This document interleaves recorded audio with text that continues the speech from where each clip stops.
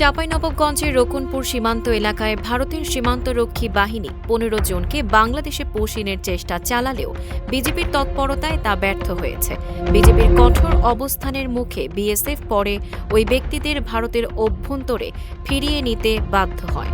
BJP সূত্রে জানা গেছে, শুক্রবার রাত আনুমানিক ১২টা ৪০ নওগাঁ ব্যাটালিয়নের অধীনে রকুনপুর বিওপির দায়িত্বপূর্ণ সীমান্ত পিলার ২২০ এমপি সংলগ্ন এলাকায় ৮৮ ব্যাটালিয়ন বিএসএফের কোটালপুর ক্যাম্পের সদস্যরা ১৫ জনকে বাংলাদেশে প্রবেশ করানোর চেষ্টা চালায়।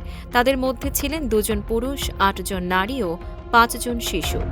বিজিবি জানায়, বিএসএফ সদস্যরা নদীপথে নৌকাযোগে ওই ব্যক্তিদের বাংলাদেশে ঠেলে দেওয়ার চেষ্টা করে। তবে বিজিবির তাৎক্ষণিক ও কার্যকর পদক্ষেপে সেই প্রচেষ্টা ব্যর্থ হয়। এ সময় সংশ্লিষ্ট ব্যক্তিরা সীমান্তের শূন্যরেখা বরাবর ভারতের অভ্যন্তরে অবস্থান করছিলেন। পরে বিজিবির কঠোর নজরদারির কারণে রাত আনুমানিক ২টা ৪০ বিএসএফের কোটালপুর ক্যাম্পের সদস্যরা ওই ১৫ জনকে আবার ভারতের অভ্যন্তরে ফিরিয়ে নিয়ে যায়। এ বিষয়ে নওগাঁ ব্যাটালিয়নের অধিনায়ক lieutenant colonel Mohammad Ariful Islam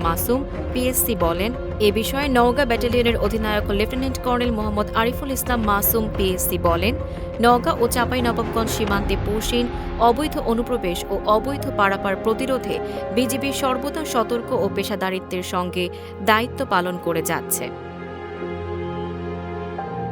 Tanjiba Nowrin, face the people.